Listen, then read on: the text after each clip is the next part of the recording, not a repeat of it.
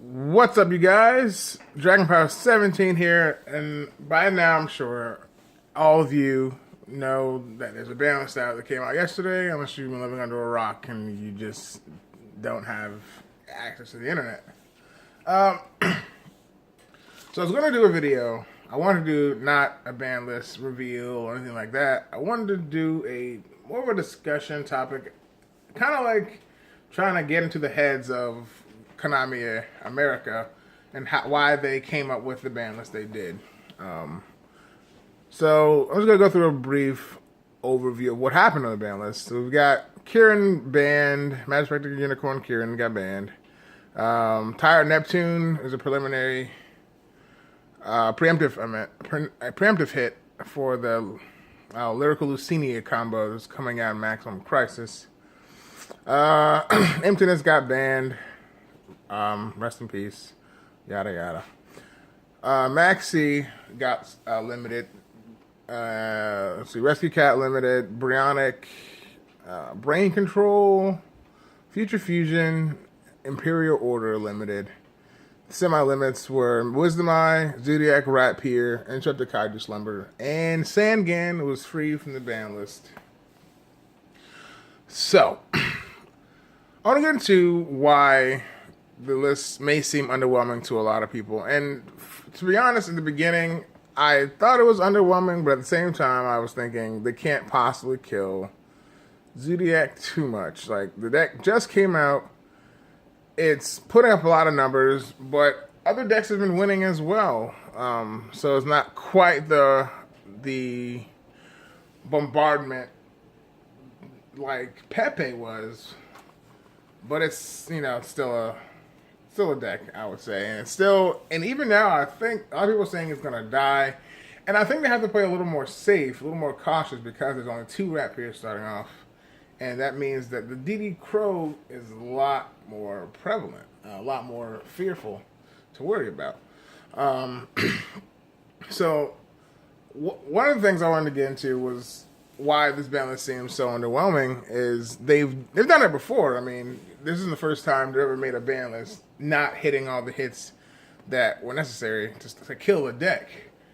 Back in Necroz's era, when they only limited Sherd and banned Releaser, it's kind of the same deal as this right here. Is the deck's still playable? It's just maybe fairer and slower and a little more easier to deal with, essentially. Okay, so I mean, you can't specifically kill the deck, and it's right. Worlds is right around the corner. So if you did, I mean, you couldn't necessarily kill the deck because Raging Tempest is the latest mainstream set. Maximum Crisis isn't out yet in TCG, so it's only fair, I would say, that they wouldn't kill Zodiacs because the players would have to go into something other than something earlier in the sets, like something from Shining Victories or Dark Illusions or something like that to play into take the worlds. There's going to be a huge regression. People are going to go back to ABCs and Metal Foes. Paleo's is pretty prevalent right now, so I wouldn't say that's a earlier tier deck. I would say Metal Foes, ABCs, Blue Eyes, things like that would become a top tier again because Zodiac is dead and other players are going to play what they know, and those are the decks that were winning beforehand.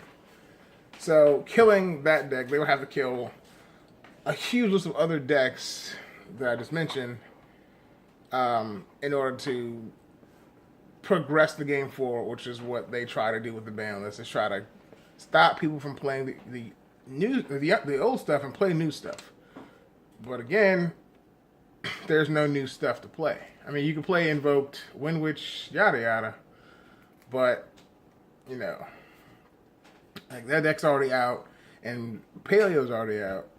So again, they're not really selling any new product because everyone who wanted to play those decks have already gotten those decks, etc., etc. I feel like this ban list right before Worlds seems smart to me because it's definitely safe. You don't have to like be an engineer to see that this list was clearly put in place. One, to shut us up because we've been asking for a ban list for like months and months, and it's been 7 months since they gave us one, I think.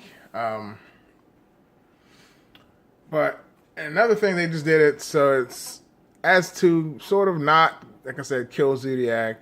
So they'll be playable up until Worlds, which I think they'll do a huge ban list overhaul.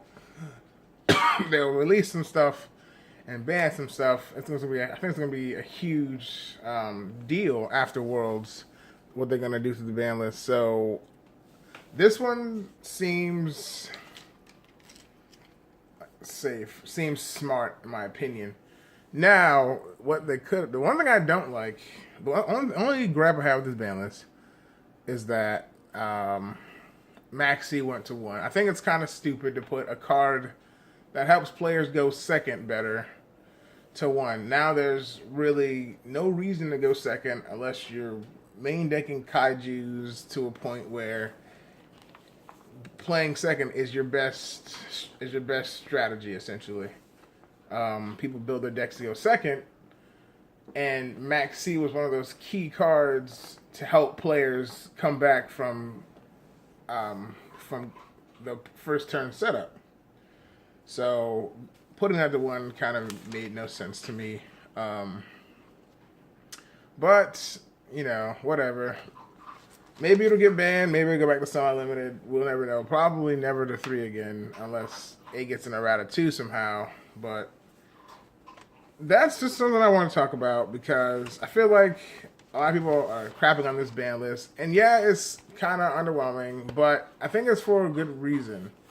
Like, I think they're trying to keep Zodiac's mainstream, which I don't know how much the 2-rep here will affect the decks. Besides, they can't make the Emerald to recycle their resources.